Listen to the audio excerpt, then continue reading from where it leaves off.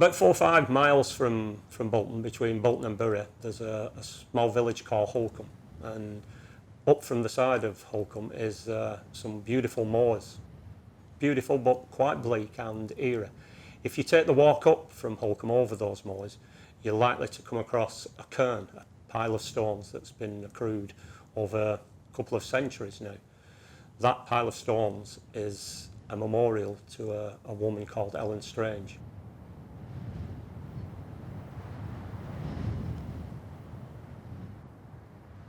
Paula Newman was murdered by her 34-year-old boyfriend Kane after she refused to hand over her social media password. The ex-partner of Lindsay Ashton, aged 25, was wanted for raping and assaulting her at the time of her murder. She'd made a string of complaints against him for domestic violence. Suzanne Newton, aged 45, was stabbed to death by her husband at their home. She'd been stabbed so many times it was impossible for the pathologist to count the exact number of injuries. Barker Rani, aged 24, was strangled with a hoover pipe before her body was forced into a 22-inch deep incinerator and set alight. Caroline Carey, aged 49, was shot dead after leaving her controlling husband Christopher to live with her mother. Jenny Gordon, aged 15, strangled and sexually assaulted by her ex-boyfriend. Her half-naked body was discovered by a passerby the next day. Alan Clinch, aged 49, was stabbed to death by his wife with a pair of scissors. She had a history of abusing previous partners. Debbie Leaveley, aged 44, was found slumped in front of the TV. She had been smothered with a cushion by her ex-partner. Yvonne Walsh, aged 25, and her son Harrison, 7 months, both died after her partner used a ligature to strangle her and then strangled her son as he slept in his cot. Anastasia Volkina, aged 23, was sexually assaulted and killed by her boyfriend after a row over Christmas presents. Sean Martin, aged 21, was stabbed in the chest during a jealous row about his contacting an ex-girlfriend. Stephen Rayner, aged 25, was stabbed 3 times by his girlfriend and died with his children in the next room. I'm laying this down for Amina Bibi, aged 43, who died after her husband hired a drug addict to carry out a contract killing. The mother of 2 was found by her 11-year-old son when he returned home to pick up a folder he'd forgotten to take to school. Julie Beattie, aged 24, was doused in petrol, set alight and hit over her head with a hammer after ending her relationship. 2 children, aged 4 and 5, saw the murder and became the youngest witnesses to give evidence at a murder trial. Shayna Grice, aged 19 years, was murdered by having her throat cut by her ex-boyfriend. Prior to her death, Shana had been fined by police for wasting time after complaining of his violence. Janisha Arthur, aged 29, was stabbed in front of her young daughter. Her body was left in the hallway for the mother to find several hours later.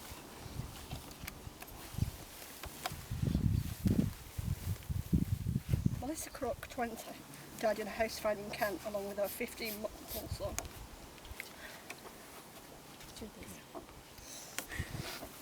Melissa Crook, 20-year-old, died in a house fire in Kent along with her 15-month-old son Noah and her father Mark.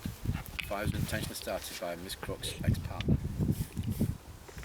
Maya Rathi Perrin-Paruri, aged 32, was enjoying a new life in the UK after leaving Sri Lanka when she was stabbed to death by her boyfriend. To hear the names of 61 people who were already by the end of June being hacked to death in some cases this year, the tales were grotesque, they were horrible. The issue of domestic violence is the one that trade unions should support. To remember them and to affirm that basically the trade union and labour movement needs to take these issues extremely seriously.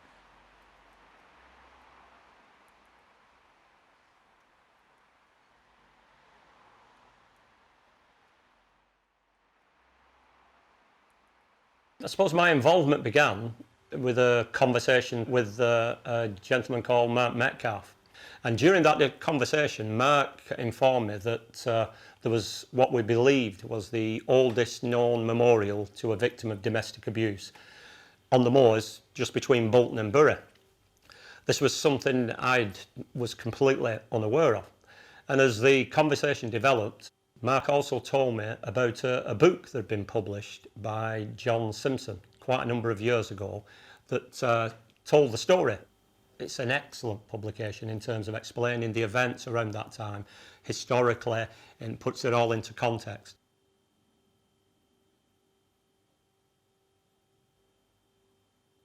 On a winter evening in January 1761, Ellen and her husband John were out drinking in the local pub in Haslingden.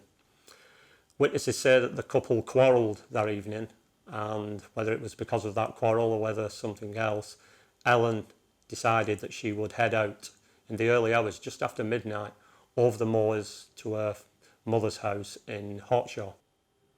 Unfortunately, Ellen never arrived at her mother's home. 2 days later, her body was found up on the moors, brutally murdered by her husband.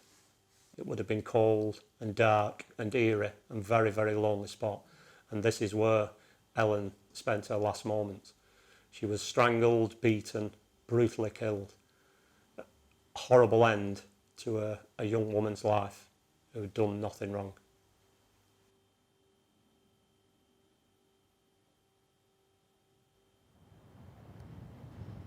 We went out and found the memorial, and it was then that we decided we would seriously look to get the funding and the support to get the book republished. We were very, very pleased with the support we got regionally from UNITE and from local branches, and it gave us the ability and the assurance we could certainly get the book republished, and that was sort of the starting point. We also decided that we wanted to make this an annual event. We wanted to have a walk up onto the moor to this memorial. It's not a sombre, weren't intended to be a sombre thing. I know it's called a memorial. This was hopefully an opportunity for people to go up onto the moors to this memorial, and a celebration of people who had survived domestic abuse and had found a new life moving forward. I personally was very interested in getting involved in that because I had a very good friend in Bolton, Linda Charnock, who had done a lot of work with myself around Bolton against the bedroom tax, and I knew Linda worked for a local organisation that supported people in domestic violence. And through conversations with Linda, it made me realise that this is an issue that's sort of hidden away. I think people like myself think that it's something that only happens occasionally and to other people, etc. But due to those conversations, I began to realise this was almost on epidemic proportions. You know, women were being killed week in, week out. And you don't see that in the press. It wasn't something that the media had picked up on and was pushed out there. And so I felt, as a trade unionist, we should be involved in bringing this to the fore. I work for Endeavour Domestic Abuse Project in Bolton, and I've also been a victim of domestic abuse myself. Prior to working at Endeavour, I worked in Manchester as a women's safety officer, so I also again then worked with high-risk victims of domestic abuse, and I did that for approximately 8 to 9 years.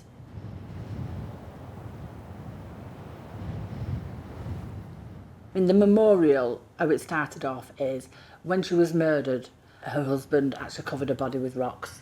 So when her body was removed, I presume that them rocks was left to lay there, and the people in the villages and family members, I believe, then walked up to the memorial and used to put the stone there.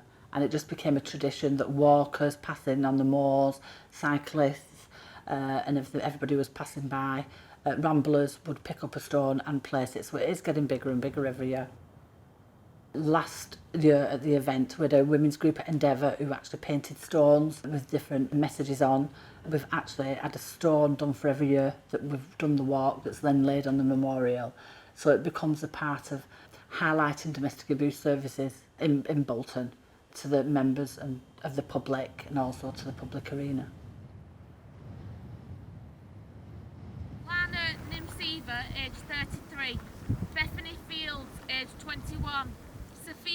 Mashka, age 58.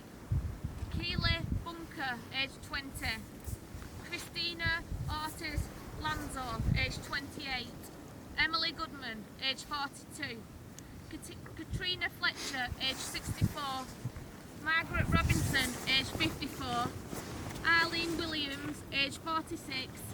Sarah Hassel, age 38. Fatima Bukharoff, age 31. Nayat Buthain, age 21. Leslie Spearing, age 55. We have traditionally read out the names of the women who have been killed in the previous 12 months, which is quite a harrowing thing to do because a number of the people who attend the walk have lived through domestic abuse themselves, and it is a very emotional thing.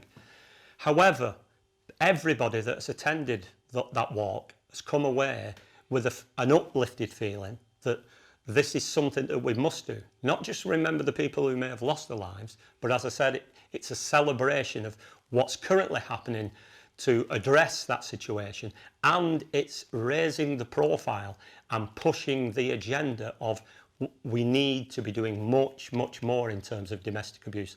So people don't view it as, you know, it's something, you cannot hide it away and not talk about it because it is upsetting. It needs to be talked about and dragged out into the light. And that's the aim of this walk and the events. And I believe we've been very successful in some extent in that. We do mention the women that's been murdered in the past and the men that's been murdered, and we give the name and the date and how old they are. And it can be quite upsetting for people who's attended. But also it can be really, we've had really positive results because we've had people who attend that then who wants to get involved with Endeavour Project, who has asked how can they help. It's about passing the word on about domestic abuse services and what's available. So if they can go away and talk about that event and they can tell somebody about Endeavour and they can engage someone to contact us, we can possibly save lives. It's great that Endeavour are involved because they've been doing fantastic work in terms of victims of domestic abuse for many, many years, way before I got involved in this movement around Ellen Strange. So it's really pleasing that they're heavily involved at undertaking it forward. There was a group of women who attended the last walk who didn't really know each other, who'd attended services, probably seen each other in a group occasionally. Since Endeavour's last walk, they've actually created a peer support group, so it's women supporting women, and that's now the first meeting was last Wednesday, and that's going to hopefully develop, and that's been brought back by a group of women who did that walk, who wants to be able to support each other and go out and support other women in the community, and that's what's come from Ellen Strange's walk. It's not come from the work that Endeavour does. Because, you know, we do fantastic work Endeavour, but this has come through people meeting people on that walk and wanting to make a difference to their own lives, make their own lives better through having support of each other. As you know, domestic abuse, when you're a victim of domestic abuse, you're quite often isolated from friends and family. So somebody doing that walk with a group of people is massive really for somebody because it's getting to know people and making acquaintances. And these women did that and came back and set that group up. So I think women supporting women that's come from Ellen Strange's annual walk on 1 year is just amazing. We have volunteers, a volunteer and peer support group now at Endeavour Project. So we've got volunteers who's coming in, and because of the cuts from government funding to domestic abuse, funds have been cut quite a lot. So staff are really busy. We have a high caseload and it's at high intensity cases that we pick up. We've got trained volunteers then who come in. We can put them through a programme. They can support women go through to court. We call them peer support workers. So they can come and pick a client up, take her to court, sit in the witness room, be company for her, and also support her through all that process. We've had people have different skills. At Endeavour Project, we have a pet service as well. People say pets in domestic abuse, but it's very, very prevalent, and there's evidence to say about pets being abused within the family. They're used as a tool often to keep the mother and the children in the home. We have a pet fostering service, and we cover the northwest with that pet fostering service. So say, for example, somebody comes to us and they need to move into refuge accommodation. Refuges don't accept pets. So we find safe accommodation with a foster family for that pet, and then when they're rehoused from the refuge, the family get the pets back, whether they be the dogs, the cats, the guinea pigs, the rabbits. We've had ducks, we've had we've had snakes, we've had all sorts of animals. So we have people who want to come and help in that aspect as well. So what they might do is do a home check or drop food off or return a pet to the family member once it's come out of refuge. One of the aims from having these events, such as the Ellen Strange Walk and the conference that we held, is to raise the awareness and to put pressure on government officials that this is an epidemic that's happening, not just in this country but around the world, and it should be a priority in terms of funding, so that we shouldn't be going up onto the moors reading out hundreds of names of women and men that have lost their lives through domestic abuse.